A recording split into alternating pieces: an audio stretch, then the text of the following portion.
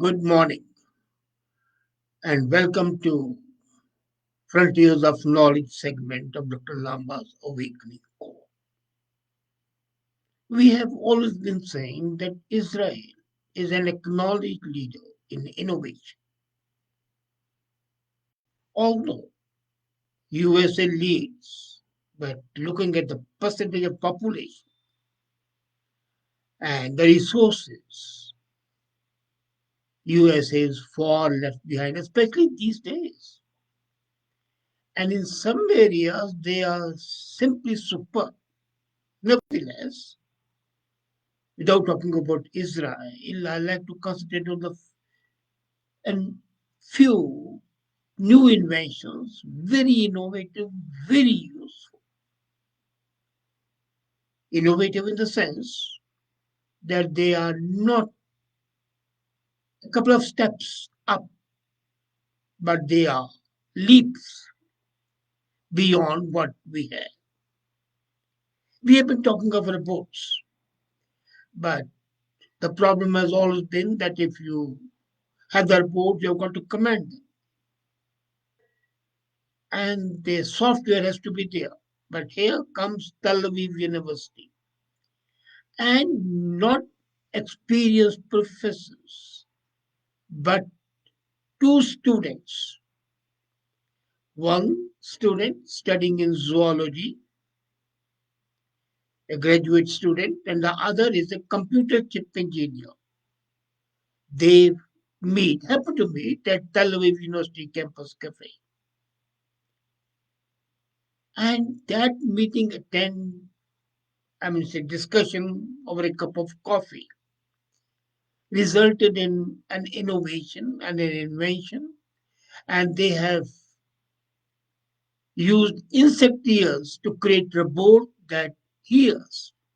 First time, they installed a locust ear, the ear of a locust, into a robot, and the robot could hear it, the instructions, and follow the instructions. And this is not a joke.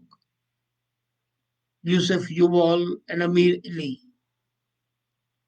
They talked about in a cup of coffee whether it's possible to build a BioHybrid system that would integrate a biological system into a robot. And this graduate student, Edan Fisher, he worked it out. The zoologists know that hundreds of millions of years of evolution has enabled the insects to be the most efficient and robust organs of hearing. They are the robust sensing organs, far more sensitive than their man-made equivalents. No organ made in a lab is as sensitive as the organ of an insect. So they called an ear on a chip.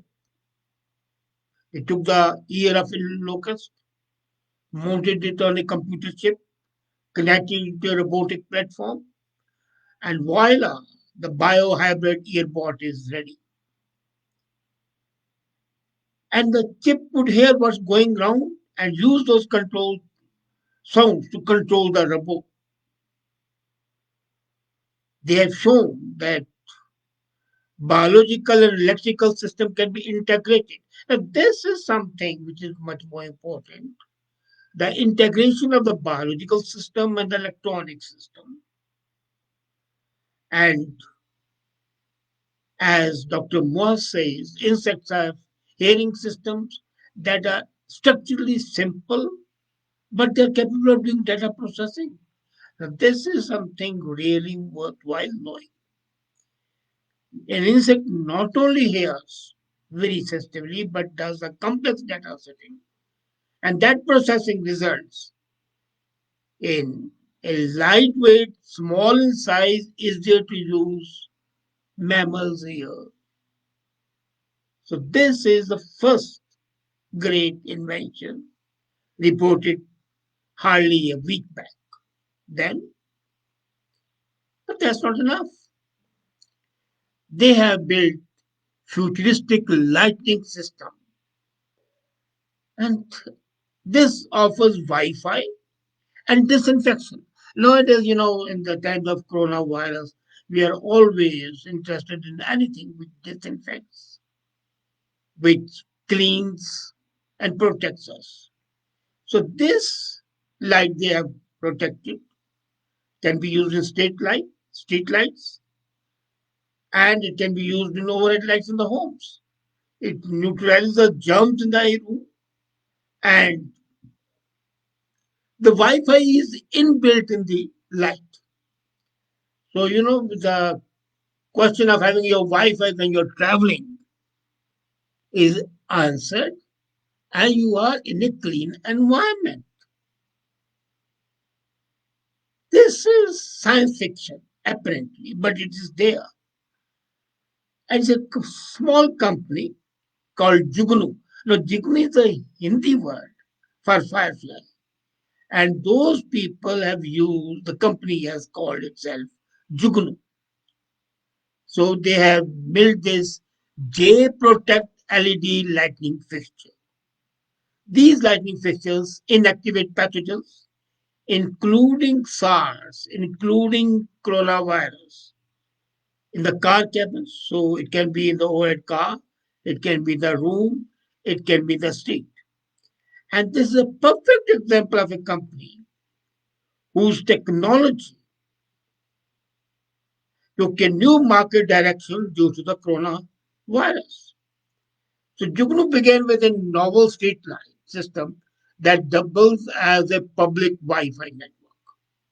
They created a new LED system and platform on which data of all types can be transferred between the lights. And most neighborhoods have streetlights every 20-30 meters. So this platform is continuous and there is no interruption in the Wi-Fi signals. And now what they have done is they have added to that the disinfectant. So it provides you with Wi-Fi.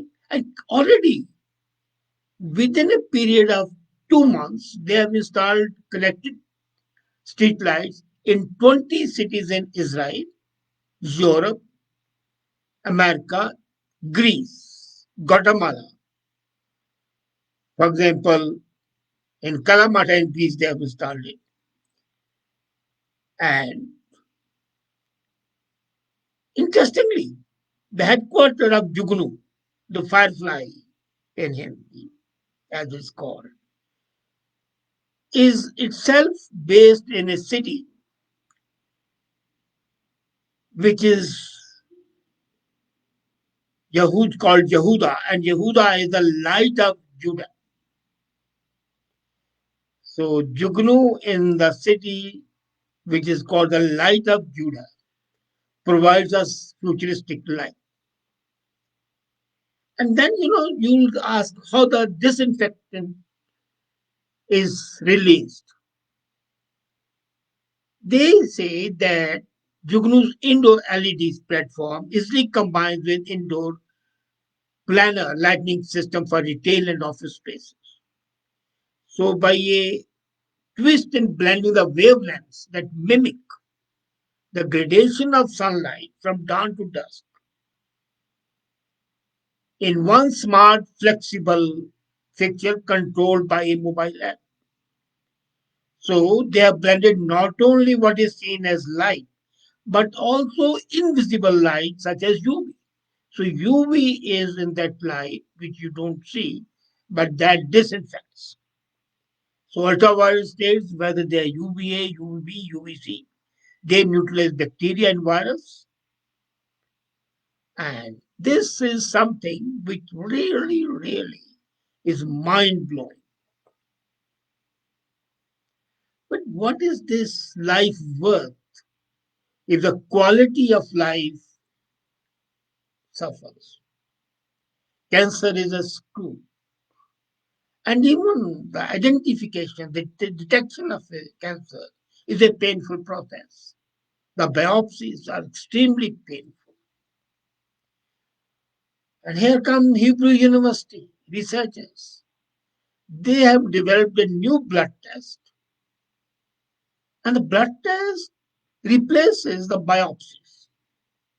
They take a small sample of blood from your finger or from your forearm, from wherever, and they can diagnose not only cancer, but at least a dozen diseases. This blood test diagnoses cancers, liver diseases, immune disorders without painful and many times dangerous biopsies.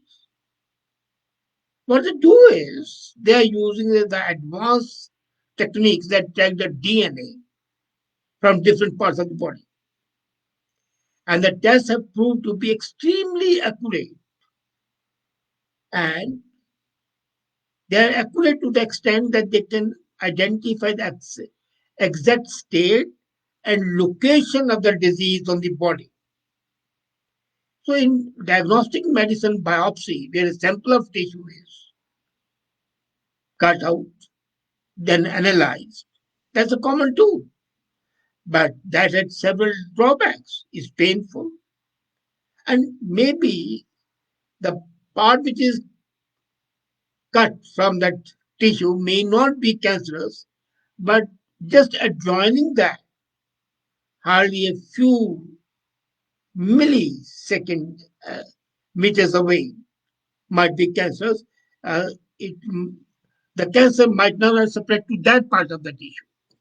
So the disease cannot be diagnosed. And by the time it's diagnosed, it's too late for the intervention. So Professor Neil Friedman and Professor Ronan Sadek, they worked with a 31-member team and came up with its test.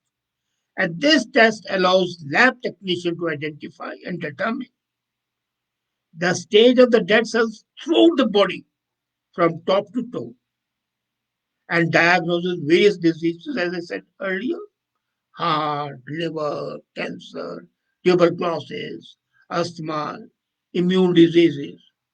And not only that, they are even able to identify the same type of tumors grows. And that has the potential to help the doctors make and formulate personalized treatment for individual patients. What happens is every day millions of cells die and they are replaced by the new cells.